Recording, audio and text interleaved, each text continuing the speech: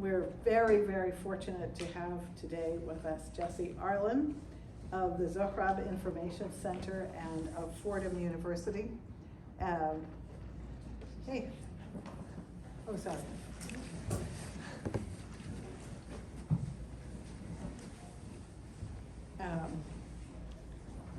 He's the director of the Krikor and Clara Zohrab Information Center in New York. He earned his PhD in 2021 in Near Eastern Languages and Cultures with a dissertation called A Window into the 10th Century, The Life and Literary Works of Anania of Narek. Has many publications, which you can find on academia.edu, so I won't go into them here, but let's welcome him with a round of applause. Thank you, Robin, and thank you for inviting me to come speak here. It's a pleasure to be here, and thanks everyone for coming. So probably St. Nerses Shnorhali is not a name that's so familiar to most people here, I would imagine. He's one of the two, I'd say the two most important and referenced and well-known medieval saints of the Armenian tradition. And this year is actually the 850th year since his passing.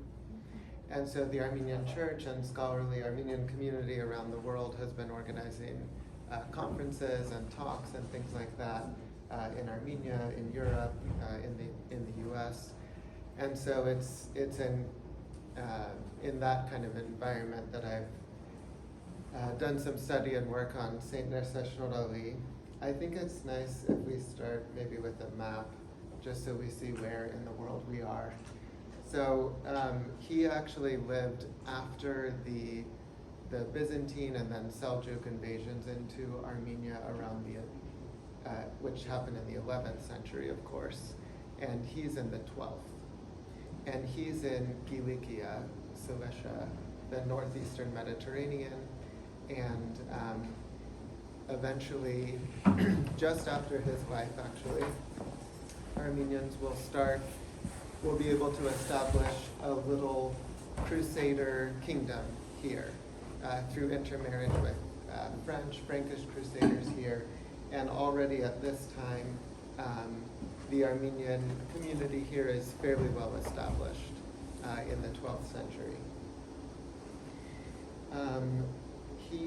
He grew up in basically the family castle in Zol, which you see closer in green here, and then eventually went on to become the Catholicos, so the highest position in the Armenian church, which at this time was located in Kilikia.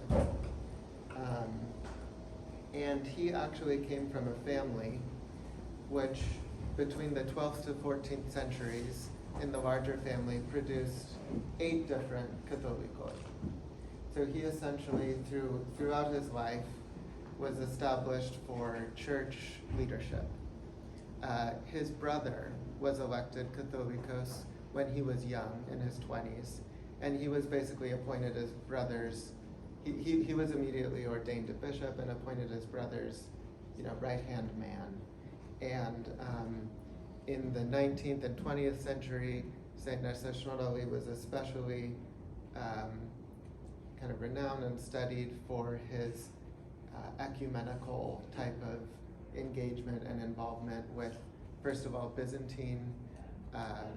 Byzantine Church through correspondence and letters that were exchanged back and forth. This is one of the periods of maybe the closest relations in some ways between Armenian and Byzantine Christianity, and then also through himself and his family with Frankish Latin Catholics.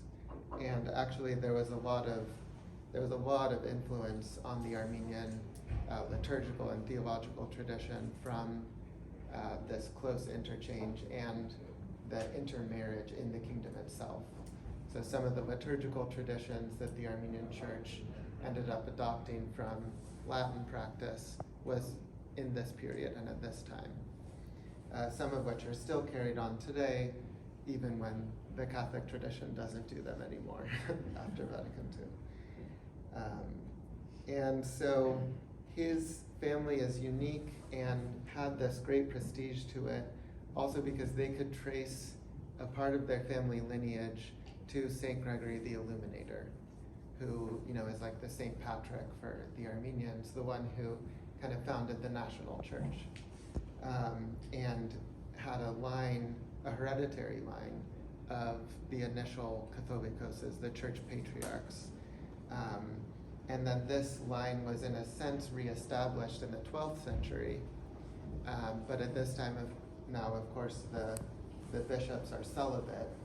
So the way the line was transmitted was through the sister of the Catholicos. Her son was basically, you know, expected to kind of become the next Catholicos. And this happened during this period by and large.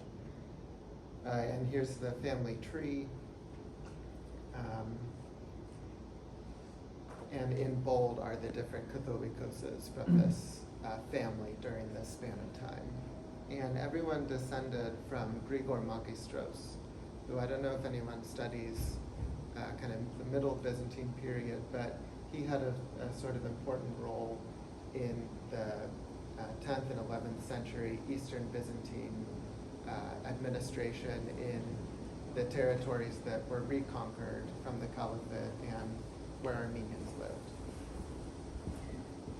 And I'll talk a little bit about him in just a minute. But Saint Nerses himself was a great writer. He's one of the great writers of the Armenian tradition, and he produced, this by the way is where the Catholicosal seat was during his time for a brief period. You can see it's in the remote kind of mountain location and surrounded by water. The Catholicosate is very kind of unstable and mobile at this time, and so, you know, they're trying to get a location that can't be invaded, essentially. And it was here for several generations before eventually moving again. Well, if we look at, you know, just kind of a list of his works, this is a list of his poetic works, and it fills, you know, a nice small library just on its own. They're kind of the equivalent of the Patrologia Latina and Graeca is the Armenian classical authors series, which are these large green volumes, you know, 2 columns, and his poetic works only in the first volume fill like over 2,000 pages, and there's a second volume of his prose works, and so this is very, very striking. You know, that series, the Armenian classical authors series, it is trying to cover Armenian authors from the 5th century up to the 18th.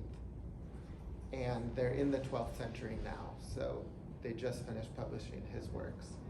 And what really strikes you if you kind of look through volume to volume is the bulk and voluminous amount of poetry that he wrote, which was not so typical and not characteristic of Armenian ecclesiastical writers before him, who make up the bulk of the other series.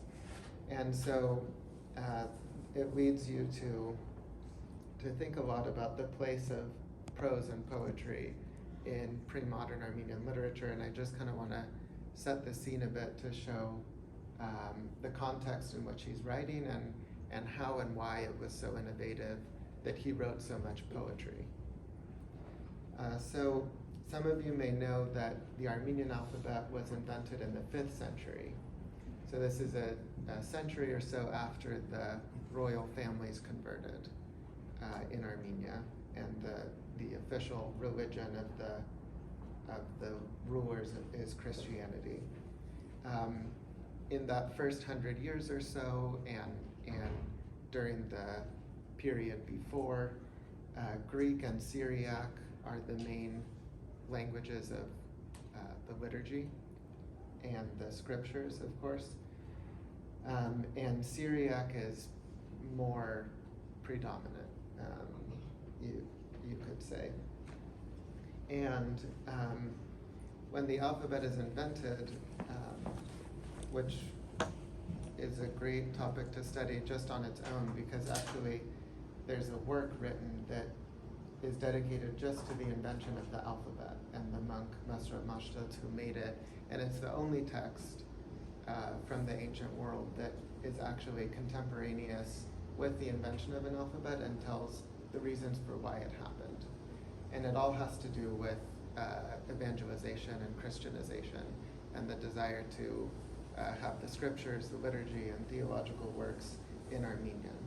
And we see in the initial texts that are all written in the initial centuries from the 5th century onwards, kind of prose genre after prose genre, based on Greek and Syriac models, whether it's homiletics, hagiography, catechetical discourses, commentaries, historiography, very important for Armenian, and then in the kind of next generation or two, the categories of classical education, the Greek textbooks, rhetoric, grammar, logic, and all those sorts of things. And during this period, it's before the rise of Islam, there's lots of movement and interchange of Armenians, going into the Byzantine sphere or into the Syriac, Edessa or these kind of places to receive education and training, and then go back to Armenia, translate works, write their own, and this kind of thing. But what's very striking here is it's almost all prose texts. Very, very little poetry at all. The only poetry or thing that approaches poetry is in the liturgical hymns. But really those are kind of poetic prose, you would say, not really poetry per se. And this is despite the fact that Armenians did, they knew of Syriac poetry and translated some of Ephraim's works early on. There's also plenty of Christian Greek poets that Armenians knew, but they don't seem to have developed poetry on their own. And naturally you ask why, why might that have been? And the answer that I could best come up with in looking into this question is that poetry itself was so closely associated with the oral, pre-Christian, pagan, epic, religious and cultural world that the Christian evangelists, the clerics, the monks are trying to fight against, or kind of win the people's loyalty from that to the new religion being established. And Armenian culture at this time shares much with pre-Islamic Iranian culture in kind of family, society structures, even religion. And a lot of the leading Armenian families of the nobility are actually of Parthian origin, about half, and some of the most prominent ones. And in ancient Iranian culture, there's a figure, the Gosan, or in Armenian Gusan, who's basically a poet minstrel or a bard who is, it's an oral culture. There's not really writing. And they're charged with being the memory bearers of the culture and telling and reciting the famous stories about the gods, the heroes, and just bearing and communicating the whole religious, cultural ethos of that world. And we know that these figures performed at banquets, weddings, and also in funerals in a lament kind of context in a noble courtly setting. In the early period of Armenian culture, there's some 100 or so of these noble families that each have their own territory, and they would each probably have their own Gusans who would perform at these kind of occasions and recite these things. This was as it was in the Parthian world, so also in the Armenian. And if anyone's interested in this, Mary Boyce she was one of the first to write extensively about these figures. She was a great Iranian, ancient Iranian scholar. And in her work, she, there's very little surviving Parthian texts or ancient Iranian texts, but she found that the richest source of information on Gusans are actually found in Armenian historians from the 5th century onwards. And of course, you have to be, careful with these sources because they're all clerical writers, most of them monastic, and they're very anti this culture and this literature because it's their direct competition with the people. They're trying to replace it with Christian religion and ethos and literature. But we see many examples of the Gusans and their performances in Armenian historical texts, and I'll pull just a few examples here. So one of the writers who, the time period in which he wrote in is debated between the 5th and 8th century or so, but he's the one who wrote most about the ancient pre-Christian history of Armenia.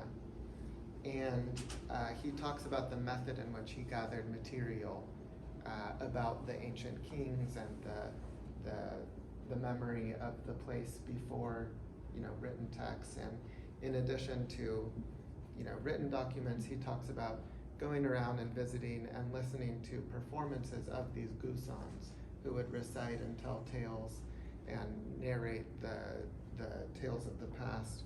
And here's, for example, when he's writing about one of the ancient queens, Anush, he says, whatever detail he'd just given, he says, "This is confirmed by the rhythmic songs that the inhabitants of the wine-producing district of Gokhten have lovingly preserved, as I hear. These include songs about Ardashir and his sons, and etc." But the point is, listening to the Gusans as a source for this.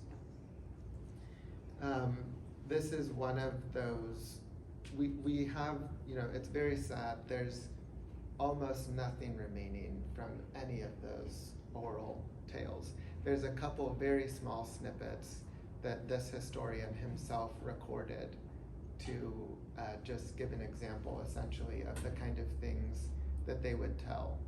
And this is a very short snippet about the birth of one of the gods of the Armenian pantheon.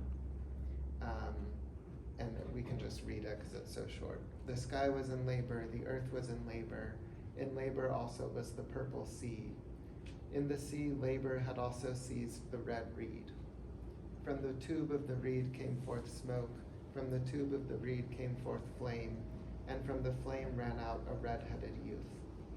He had fire for hair, and he had flame for beard, and his eyes were little suns."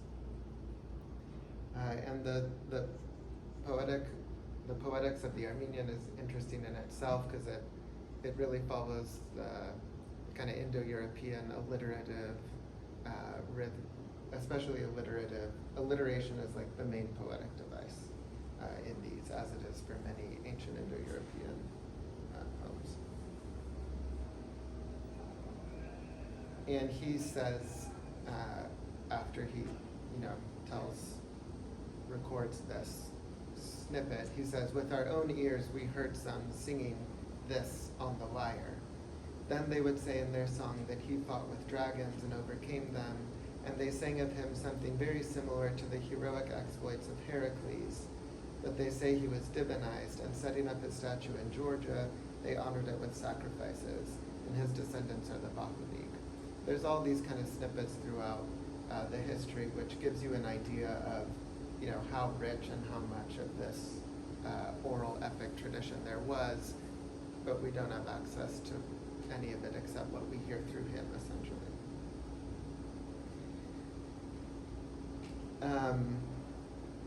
The historians always portray the Gusans and the entertainment they provided and the tales they sang in a very negative light. And here's a couple examples that I want to show of that, but that also shows you the scenes in which they would perform, the settings in which they would perform.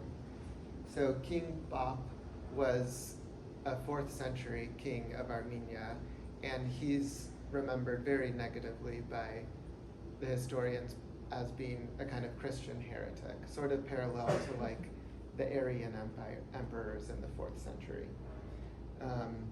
And so this historian writing says about him, King Bop went to the dinner.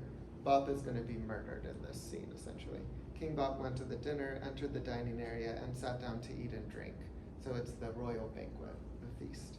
When the king entered the tent of the Byzantine general Terent, he noticed the legion of shield-bearing foot soldiers positioned around the inside walls of the tent with shields in hand and battle axes at their waist.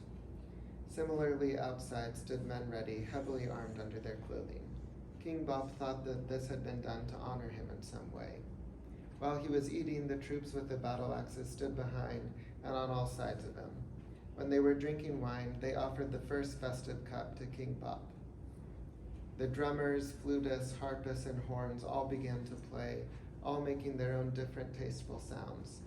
There sat King Bop, holding the festive cup of wine in his hands, looking at the diverse crowd of Gusans. As he leaned on his left elbow, he held in his left hand a golden drinking goblet, while his right hand was fingering the handle of his saber, which was attached to his right thigh. His cup was to his mouth to drink, and his eyes were fixed straight ahead on the diverse crowd of Gusans, so he's totally enthralled with the entertainment before him and drinking wine and listening to these tales. With an eye gesture, the order was given to the shield-bearing Byzantine troops.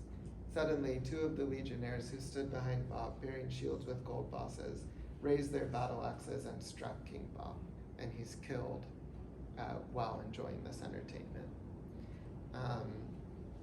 And it's not accidental that in the portrayal there's so much made of him, being murdered while listening to this entertainment and engaging in this, in this activity, which is viewed very negatively by the Armenian clerics. Another example. So one of the Catholicos is Husik. He has 2 sons who are also going to die, also in the context related to Gusans. And they're basically in this episode portrayed like the sons of Aaron in the Old Testament who offered the strange altar on the fire and then are burned and killed for doing that. So, but what they do here is related to they're connected with those Gusans, and that's the thing that is what's so negative about them. So the sons of the Catholicos, Husik, Pop, and Atanagines, led their lives in impiety, lewdness, and God-hating. Every day of their lives passed in great audacity, without the fear of God before their eyes. They conducted themselves in a licentious way, in adultery, and ridiculed and scorned the order of God. So they're not living according to the moral guidelines of the church or Christianity. They're following basically the expectations of the previous culture. Now it happened that they were in the Darom country at the church in the Avan at Ashtishat, the first church which their grandfather Gregory, the Illuminator, had built. Pop and Atanagines, the 2 brothers, went and reached that village. With great impiety, they were ridiculing the temple of God. The 2 brothers went and entered the episcopate located there and drank wine with whores, harlots, bards, the Gusans, and jesters, and scorning the blessed and sacred places, they trampled on them. So essentially what it's saying is, in the episcopal residence, they organized a noble banquet. They essentially had a festive royal banquet that would have been the type of thing performed at the courts of a nobleman. And this is, the worst thing they could have done from the view of the priests and monks who were trying to fight against and replace that culture. While they were in great merriment, reclining in the episcopate, eating and drinking, suddenly the angel of the Lord appeared in the form of a bolt of lightning, striking the 2 brothers dead where they sat. So again, just to show the kind of negative, very negative attitude towards this tradition.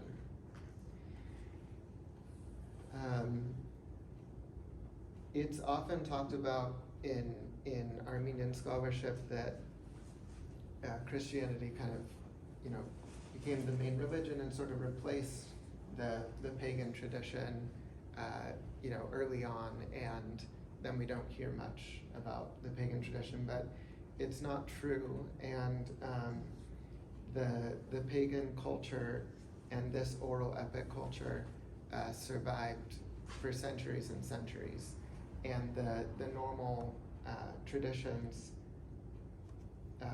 of the noblemen and in the court persisted after Christianity, even to the point where here we have in the 10th century a Christian Armenian king who's founding his royal palace, and the description of the family's historian about the palace that is built. So he says, "The structure of the palace is extraordinary and astonishing, and so surpassing and incomprehensible to the imagination, that if an intelligent man were to examine only one section of one dome for many hours, on coming out he would be unable to tell anyone anything of what he had seen.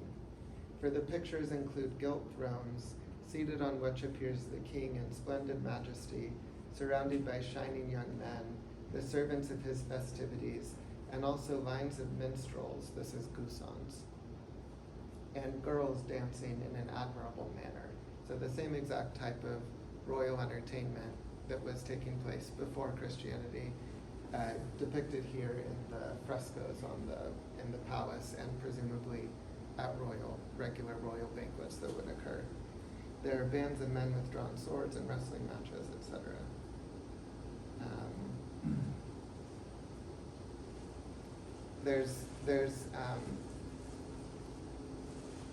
This is also in like the 12th century. There's more talk of Gusans, and even in certain confessionals, one of the things you're to confess is having gone to a festive banquet and participated and listened to the tales of the Gusans, all the way in the 12th century.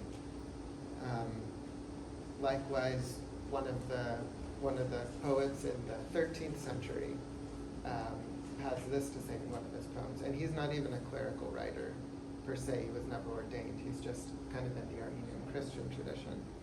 "When you gave ear to evil or were enthralled by a Gusan, you ought to have been listening to the Gospel or Isaiah or Paul." So the same kind of thing. So this brings us to Nerses Shnorhali in the 12th century, who is writing vast swaths of poetry for the first time, and feeling the need in the colophon of one of his great poetic works to defend himself for even using poetry as a genre, because it's so closely tied and connected with the oral pagan tradition. So at the end of one of his most popular poetic works, Jesus the Son, which is just the first two words of that text, he says this: "Let no one find fault in this work, because it is a metrical work, and consider it inappropriate like the Song of Aphrodite." So you see what he's doing. He's saying, don't let anyone castigate me just because I wrote this in poetry, which, as we all know, is what's associated with all the pagan poetic tradition. "For if the false, that pagan literature which only pretends, can become so beautiful by this means," meaning by means of being rendered in poetic verse, "how much more elegant will become my word of truth in the same form." And then he refers to biblical poetic models as the exemplars he's following, like the Song of Solomon, the Song of Songs, or the Davidic Psalms, or the many others so well known, which were composed in metrical verse, not by themselves, but by the Spirit, who moves in those it wishes. In the same way, I etched this poetic work on paper for the delight of the philologist and the well-intentioned reader. So, yeah, essentially what this shows you is there was a kind of pushback or uncomfortability among the clerical writers with even just genres of poetry themselves because of that close association. But what he really was able to see and do was notice how it's poetry and the form and that medium that's so loved by people. And in order to kind of capture the hearts of the people, they're not going to be interested in reading some dogmatic sort of work that's, boring or inaccessible. Plus, they don't read, So we need to give them something that they can sing or recite or memorize in the verse. And in a lot of his works, he's one of the first to write to lay people. And he writes in a more simpler form of the language and using poetry. And he says specific, or there's sources saying specifically that this was meant to replace the epic songs and things that they all knew and loved. And I prepared way too much material for this talk, I guess, so I'm going to skip to some of those passages that show, and we can talk about other things later. So this historian in the 13th century gives us some information about some of St. Nerses Shnorhali's works, and you can see kind of behind the scenes why he's writing them. So he says, the desire of the St. Nerses was to devise a means such that no one would recite vernacular material not drawn from the Scriptures, whether at drinking parties or other festivities. For this reason, he composed melodies himself and taught them to those guarding the fortress, so his guards at the fortress, so that instead of idle chatter, they would chant that one whose beginning is the Psalm of David, I recalled your name, O Lord, in the night, and solemnly, each taking turns, awaken my glory, which now is chanted in church during the night office. So you see what he's doing. He's taking Christian psalms or hymns based on the psalms, writing his own melodies to them, and he was actually trained as a musician in the monastery, and then teaching them to the guards or whoever to sing and perform during the night. This is that hymn in the liturgical service. It's the night hour, which is basically the one performed before sunrise. This is just a shameless plug for a book that I'm co-authoring, which is a collection of his liturgical hymns, liturgical odes that he wrote that kind of follow most of the feasts of the Armenian year, or the liturgical year. And it'll have the Armenian text, English text, commentary notes, etc. Kind of looking like this. And another form and method he took was to write riddles, and kind of riddles and proverbs, where he took biblical scriptural material and wrote in a very simplified form of the language, with many features drawn from the vernacular of the time, very conversational, and also even like nursery rhyme sounding, all rhyming and all metrical, the same syllables for memorization and ease of memorization. And the same historian says, so since St. Nerses was talented in every genre, he also composed enigmatic proverbs and riddles derived from the Scriptures, so they would recite those instead of pagan legends and fables at drinking parties and weddings. So you see how he's trying to replace that pagan literature, but give them something that at least is nice, is accessible and fun, and you could sing, or has this kind of engaging, interesting element to people who aren't already monks or priests themselves, which was, the dominant number of readers and writers in the Armenian world up until the 19th century.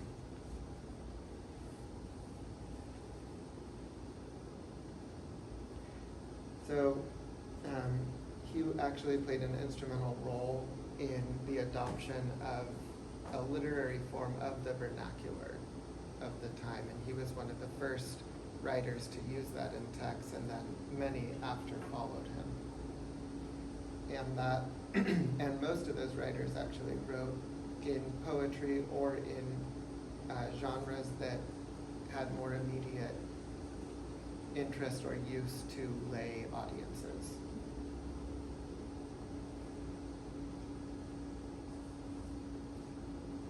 These are some of the riddles, but we don't need to read them. I just want to point out one of his texts that I think could be of great interest for some and had a major impact on the literary tradition after him. And that was a lament he wrote on the fall of Edessa in 1145. And he was,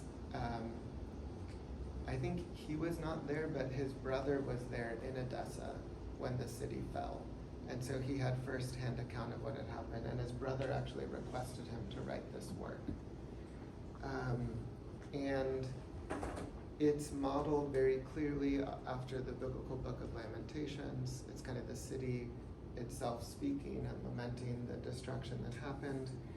It's the first text in this genre written in Armenian.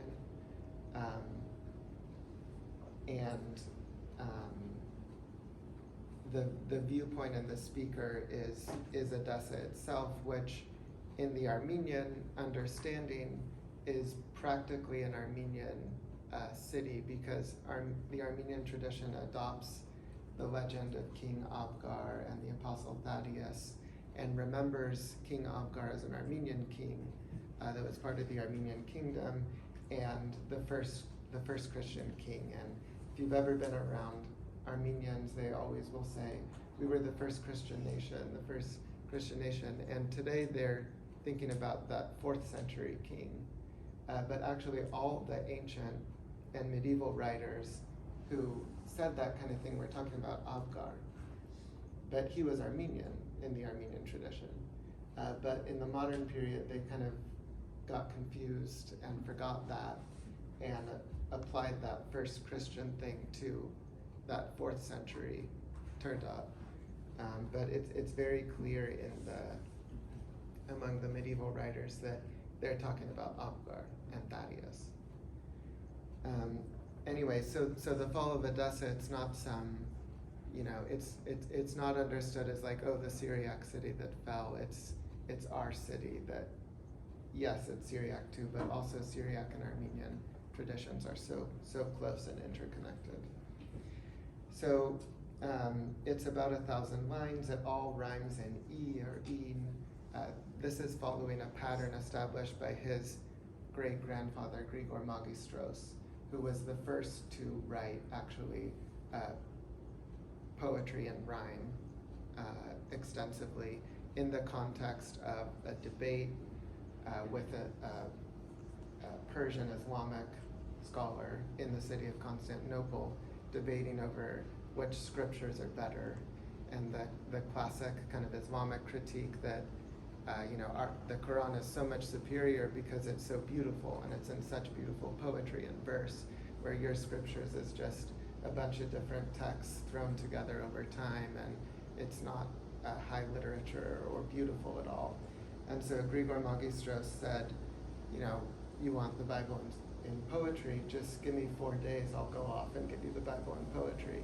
And he wrote this 1,000 or more line kind of biblical epic, taking the whole chart of biblical history and putting it into verse and using the typical Arabic end rhyme of E or een, and even following that, and then came back and recited the whole thing to the Persian Muslim he was debating with, and says that he left him speechless, in awe.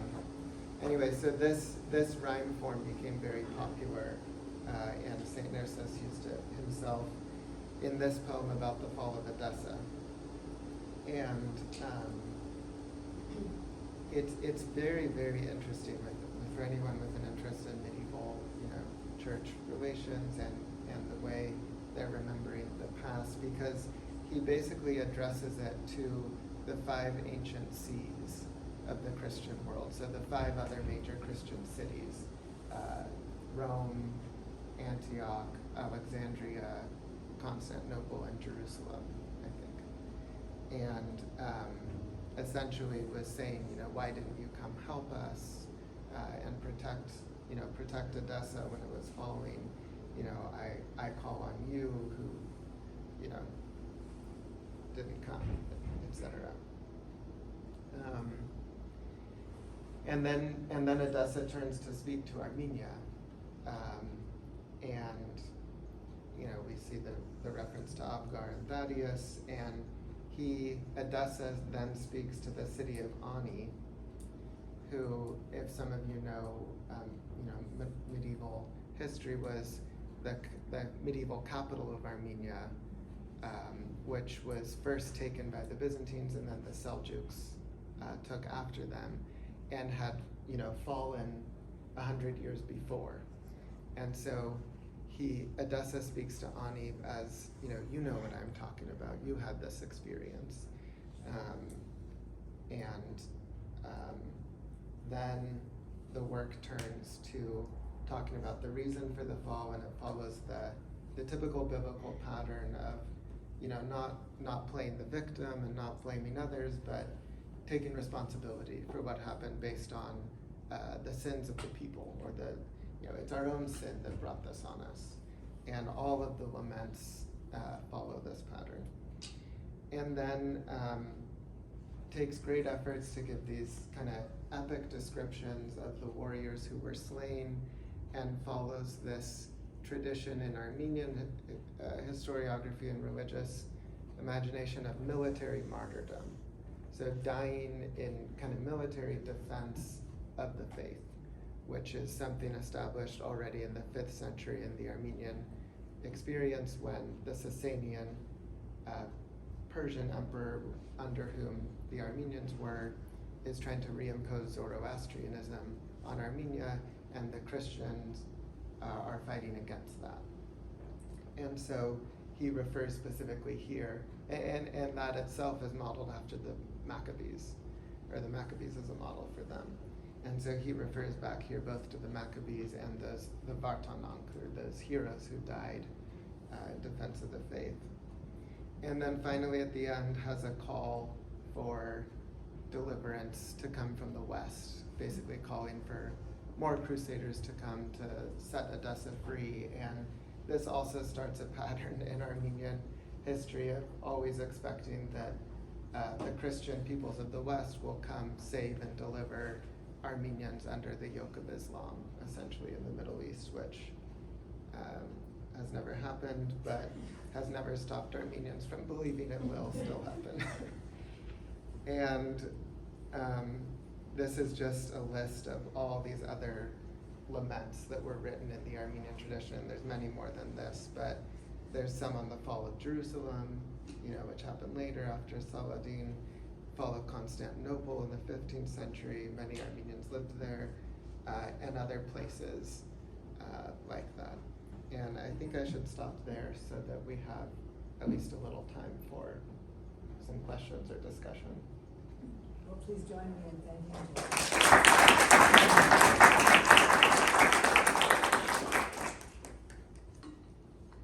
Yeah. Hi, this is great. So I was wondering about the depiction of the Gusans and Gospels, which is the one image next to the canon tables. So if they're at that time considered bad, how does a illuminator who is presumably in a monastery, how is he reconciling that? Yeah. So I'm a very irresponsible user of images, and I don't actually remember. I'm an art historian, so Yeah, what I pay so attention to, so sorry. I don't actually remember which manuscript that's It's the taken Haggadah from. Gospels. It is, it's from a gospel manuscript. It's from the Haggadah I see. Gospels, Okay. yeah. What century? It's 12th century. It was illuminated at Hormuz. Okay. It's one of my main images that I like to use. This one. But here. I never thought of it as being like, I would just, that's the other one, sorry, that guy. This one. Okay. Yeah, and it's on one of the canon tables. Yeah. So in the gospel, is it the canon tables you said? Mm-hmm. Yeah. So the canon tables, everyone probably knows these are the Eusebian canon tables that show the parallels between the different gospel pericopes. And that's actually the place in Armenian visual art, Armenian manuscript art, where so it's not a gospel depiction or scene, and that's where basically like the rest of the world is allowed to come in and be present. And so you see lots of floral depictions, vegetation, animals, and even things that could be considered, you know, non-Christian, secular, pagan, etc., because that's part of the whole world. And there's a lot of things here that are like, you know, symbolic and I think it's because it's in that space of the manuscript where it's not the scriptural world being depicted, but it allows that kind of openness for that to be part of it too. It's a testing of like the prevalence of Yeah, and the this presence of rather it. than endorsing that. Yeah, that just take whatever I said though with a grain of salt, because I'm not so much on art history. It's Okay, very yeah. interesting to think about, especially because it's roughly contemporary with Nerses Shnorhali. Exactly. Yeah, it's something to think about more. So fabulous talk, really, really wonderful. Thank you. I happen to just teach the Second Crusade on Thursday, so this is really quite amazing. What a coincidence. There are no coincidences. I'm curious, since I don't know this poem. I really Yeah. can't wait to dig into this. But what does the poem say, if anything, about the reason for the defeat in 1144? And the reason I ask is because with this call for aid from the West, obviously written before the disastrous Second Crusade that didn't provide any useful help for Edessa at all, is there any understanding of the role that failures of leadership on the Latin Christian side might have played in the fall of Edessa in the first place? Because obviously there were some. So I know that some military historians and kind of crusader historians have tried to use this text as a source. He's not going to give you super detailed or accurate like military portrayal. It's all, he's interested in the spiritual meaning of what happened and writing at that level. That being said, you know, reading between the lines, there's some things you could discover there, I think, and at least he's blaming or kind of saying to the West, why didn't you do more? Why didn't you come to help? Is there, and calling on them to come recapture it back. In terms of where he puts the blame, he's following like I said, that biblical model of you blame yourself for the disaster that happens to you. Right. But this text thankfully has been translated to English, and you can find it with a kind of introduction and study, Theo Martin Van Lint, and if you need the reference later, I can send it to you. Thank you. Yeah. Hi, this was, as everyone said, really wonderful, and I have a question, a theological question Yeah. about poetics, more particularly. I was really struck by, and I know you gave us just little tidbits. So the 16 syllable verses, the rhyme pattern you said comes from Arabic, but is this the 16 syllables is also an invention of Grigor Magistros, or do we know other parallels for that? I noticed in part that you didn't probably for time to read that Nerses calls it Homeric verses for this moment. So I was wondering what's going on with that, and especially anything you could say about kind of that aspect, and then also, do we know how that compares to what the Gusans are doing? Yes. Any sense of that? Yeah. So what we have from the Gusans, there's no rhyme. Rhyme just came from Arabic, basically, as it seems, and Armenians adopted it from Arabic, the rhyme part. The Gusans' poetry is much more alliterative and rhythmic. It's not necessarily a fixed syllable pattern. He adopts a fixed syllable pattern and rhyme, mostly in E ending like following Arabic. And the Homeric thing, I don't think I'm not sure if it really applies specifically to Homeric verse or it's his way. The Armenian like literary terms and things are mostly based on Dionysius Thrax's grammar, which was translated to Armenian and had many commentaries on it, and other sort of texts like this, but they kind of like adapt things to their literature they know, and it doesn't necessarily apply always to what the Greek thing is. Even if they're saying it's Homeric verse, it means something else to them.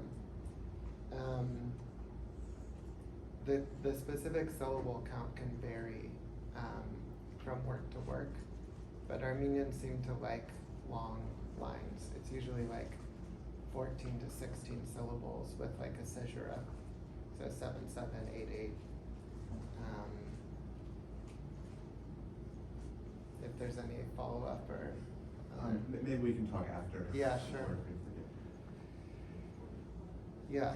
Thank you for the speech. Lots of really interesting things. I was wondering about how Nerses is an innovator, but there are obviously a lot of sources and other traditions that have anxiety about epic, about poetry itself. Do we know much about his sources or what inspiration he takes?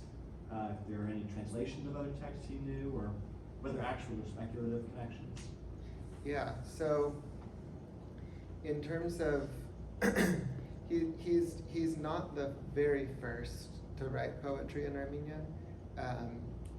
He's basically following, he's most influenced by Grigor Magistros, who's his great-grandfather and wrote the biblical epic, and also St. Gregory of Naddaq, who lived in the 10th and early 11th century and wrote also things in verse and that you could call poetry or songs. And he kind of, he draws from both of them. Grigor Magistros himself knew Greek very well and also very likely knew Arabic. And Nerses Shnorhali is living at a time where Syriac, Greek, and Latin knowledge is kind of in the air around Armenians, and there's a lot of translations from Latin and Syriac into Armenian in this period, and they have already a whole library of Greek texts.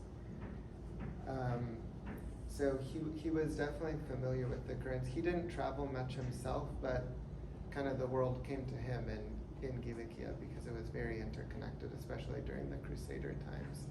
But these are his most immediate like influences, you could say, but behind them and around him is the Greek and Syriac context, and definitely Arabic and Islamic poetry. Yeah. Thank you so much. Forgive me if you already said this, but what is the state of translation into English for his works? Like, how many do we have, or is that an ongoing process right now? Yeah, so that Lament on Edessa has been translated to English. His most famous work in the Armenian tradition is this Jesus the Son. There were so many editions of it published. It's basically also kind of a biblical epic, but takes a very personalizing approach and a kind of confessional, penitent sort of approach, where he's talking about these biblical figures and comparing himself and his own inadequacy to them. Very similar to St. Gregory of Naddaq's approach. This has actually been translated twice into English.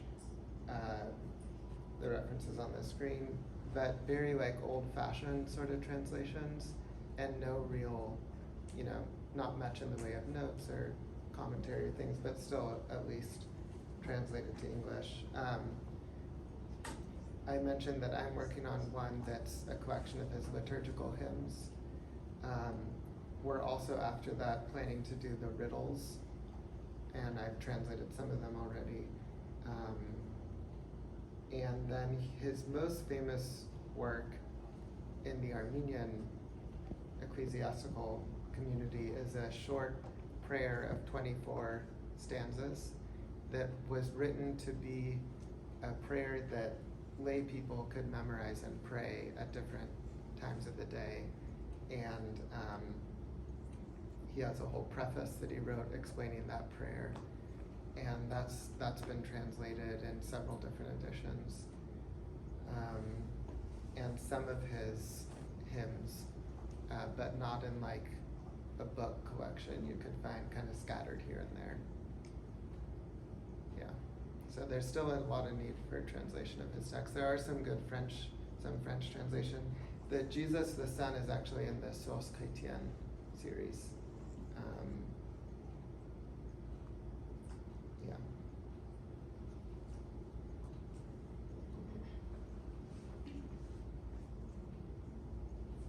Yeah, Robin. Thank you. Thank you for your wonderful talk.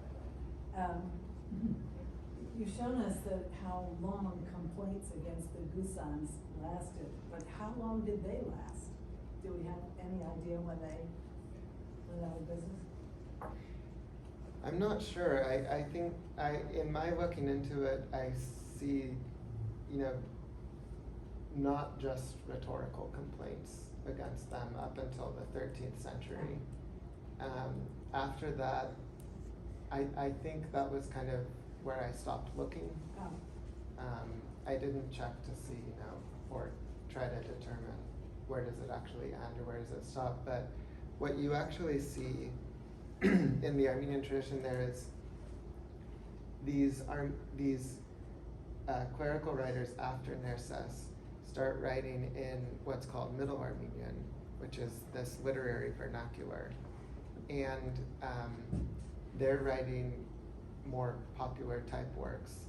And then around the 1500s and throughout the early modern period, you start hearing about this figure called an ashur, who's basically kind of like a Gusan, but a Christianized sort of form, where they're performing songs, and they could be love songs or like mystical love songs where it's human love but about the divine, or other wisdom literature type approaches.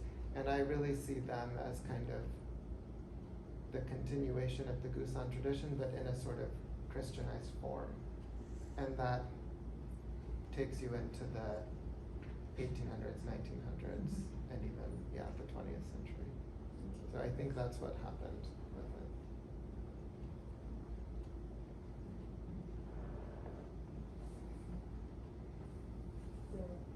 No other questions?